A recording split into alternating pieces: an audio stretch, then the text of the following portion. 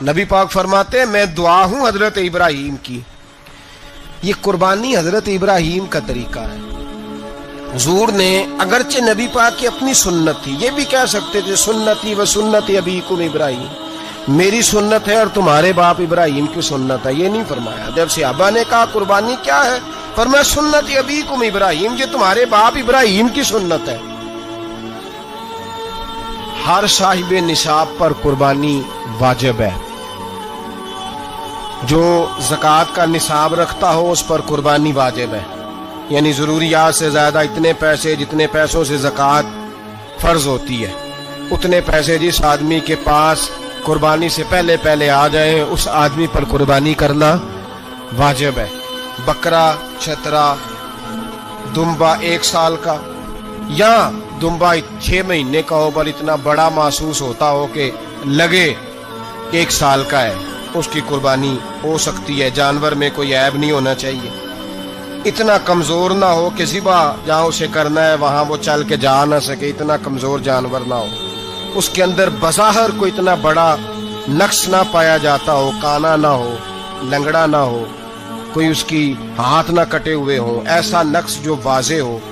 بکرا 1 سال کا، گائے اور بھینس یہ 2 سال کی، اونٹ 5 سال کا.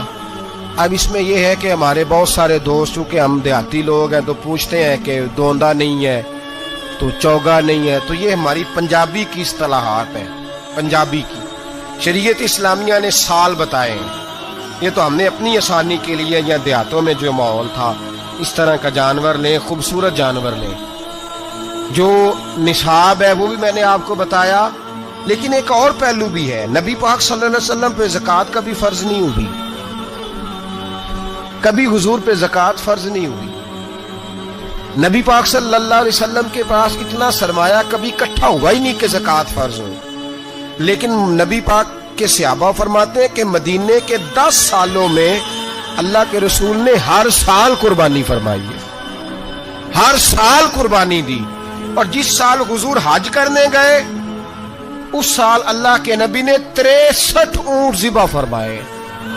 اور حضور صلی اللہ علیہ وسلم جب اونٹ ذبح کرنے لگتے نا تو صحابہ کہتے ہیں اونٹ خود دوڑ کے حضور کے سامنے آ کے لیٹ جاتا اور نبی پاک اسے ذبح کرتے اور فرماتے ہیں ایک دوسرے کو دھکے دیتے اونٹ کے، پہلے میں نے جانا ہے ذبح ہونے کے لیے، پہلے میں نے. انہیں پتا تھا کہ جو مصطفیٰ کے ہاتھوں ذبح ہوگا وہ تو دائمی زندگی پا جائے گا، یہاں بھی وہاں بھی زندہ. 63 اونٹ ذبح کیے. ایک اونٹ میں کتنی قربانیاں ہوتی ہیں؟ 7. اب 63 کو 7 سے ضرب دو گے تو کتنی بنے گی؟ اور پھر نبی پاک صلی اللہ علیہ وسلم نے 10 سال مدینہ منورہ میں قربانی دی، ہر سال. اب وہ 63 اونٹ، ایک اونٹ میں 7 قربانیاں، ہر سال یہاں قربانی. اور مولا علی شیر خدا فرماتے ہیں نبی پاک 2 قربانیاں دیتے. میں نے کہا حضور 2 جانور ذبح کر رہے ہیں آپ، تو حضور نے فرمایا ایک میری طرف سے، ایک میری امت کی طرف سے، غریبوں کی طرف سے. اور حضرت علی کو حضور نے وصیت فرمائی تو 2 دیا کرے گا. یا رسول اللہ صلی اللہ علیہ وسلم میں غلام ہوں، خادم ہوں. حضور نے فرمایا علی ایک تو نے اپنی دینی ہے، ایک میری طرف سے دینی ہے. 2 قربانیاں. مولا علی نے بھی ساری زندگی 2 قربانیاں دی. حضرت علی بھی مال کے نصاب نہیں تھے، اپنا مکان ہی نہیں تھا، کوئی کاروبار نہیں تھا، کئی دن فاقے رہتے تھے، پر قربانیاں کتنی دیتے تھے؟ 2. ہمارے پاس ویسے اگر سسرال میں، میکے میں، کزنوں میں کچھ شادی ہو جائے تو 50-60 ہزار کا خرچہ برابر ہے، وہ پکا ہے. اور قربانی کی باری غریب ہو گئے، سارے غریب ہو گئے. کہتے نہیں یہاں مشکل ہے. او خدا کے بندے اللہ کے ساتھ تجارت کر، اس کے رستے میں 1 دے گا، رب تجھے 70 گنا اضافہ کے ساتھ عطا فرمائے گا. قربانی مال کے نصاب پہ ہے. کوشش کیا کریں کہ اللہ کے رستے میں جب دینا ہو پھر لیت اللہ سے بچیں، خوبصورت جانور لائیں. جن کو اللہ نے توفیق دی ہے ان کے لیے نصیحت ہے، جن کو اللہ نے توفیق دی. میں نے اپنے حضرت صاحب کو دیکھا ہے، وہ کہتے تھے کئی جانور اللہ نے بڑا نوازا ہے. کہتے ایک میرا ہے، ایک میرے ماں کا، ایک میرے باپ کا ہے، ایک میرے فلاں استاد صاحب کا، ایک میرے پیر صاحب کا ہے. یہ جانور غوث اعظم جیلانی کا نام کا دے رہا ہوں. اور پھر ایک بڑا خوبصورت جانور بندھا ہوتا اور حضرت خود ان کو چارہ ڈال رہے ہوتے. تو حضور یہ کیا ہے؟ فرمانے لگے یہ میں رسول اللہ کے نام پہ قربان کروں گا، یہ نبی پاک کے نام پر قربان کیا جائے گا. جن کو اللہ نے حیثیت دی ہے وہ کوشش کریں اپنے محبوب کی طرف سے بھی قربانی کریں. نبی پاک کے نام کی قربانی دے, خوبصورت سا جانور پیارا, پھر اس کی خدمت ہو, پھر اس کی قربانی دی جائے اور نبی پاک کے نام پر قربانی دی جائے. حضور نے خود وصیت فرمائی حضرت ابو بکر صدیق کو, قربانی بڑا حسین عمل ہے. اور میرے نبی پاک صلی اللہ علیہ وسلم نے ناراضگی بھی فرمائی, ذرا خوگر حمد سے تھوڑا سا گلا بھی سن لے. میرے حبیب نے فرمایا جو طاقت کے باوجود قربانی نہ کرے وہ ہماری عیدگاہ میں عید کی نماز پڑھنے نہ آئے, وہ نہ آئے. اور یا رسول اللہ جو کرے گا, فرمایا قربانی کے جانور کا خون کا قطرہ بعد میں زمین پہ گرے گا, اللہ اس کے سارے گناہ پہلے معاف فرما دے گا, اللہ اس کے سارے گناہوں کو بخشے گا.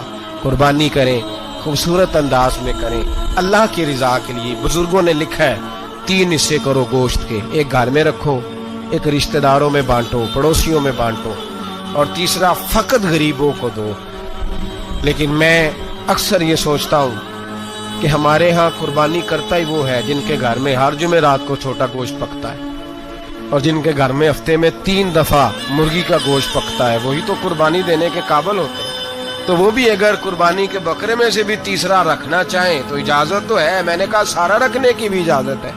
لیکن اگر آپ مہربانی کریں, کوشش کریں کہ یار ہم تو سارا سال ہی کھاتے ہیں, اور ہمارے یہاں جو گوشت تقسیم ہوتا ہے نا وہ بھی باری لگی ہوئی ہے, ادھر سے پلیٹ آئی تھی گوشت کی تو ادھر سے بھر کے چلی گئی. بھئی اس نے کی ہے, اس کو بار بار گوشت دینے کا کیا مطلب ہے؟ آپ یہ دیکھیں عزیزوں میں, رشتہ داروں میں, اور میں اگر تھوڑا سا آپ کی توجہ کرانے میں کامیاب ہو جاؤں تو سفید پوش لوگوں کو دیکھیں.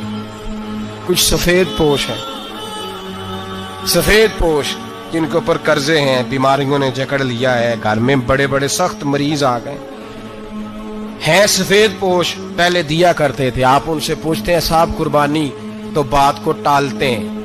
وہ کہتے ہیں سوچ رہا ہوں کوئی حصہ ڈال جائے. پردہ پوشی کرتے ہیں, کہتے ہیں کہیں حصہ رکھا ہوا, پردہ پوش.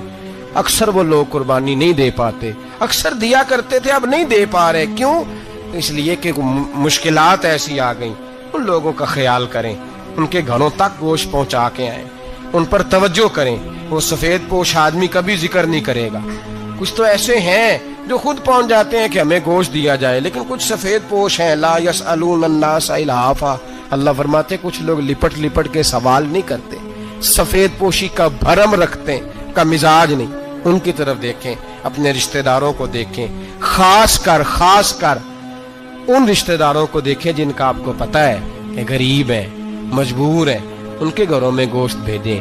غریب بیٹیوں, غریب بہنوں کا خیال کریں, اس طرف متوجہ ہوں, ان کے ساتھ اس نے سلوک کریں, اس طرف آپ لوگ خیال کریں. اللہ ہمیں سمجھنے کی توفیق عطا فرمائے.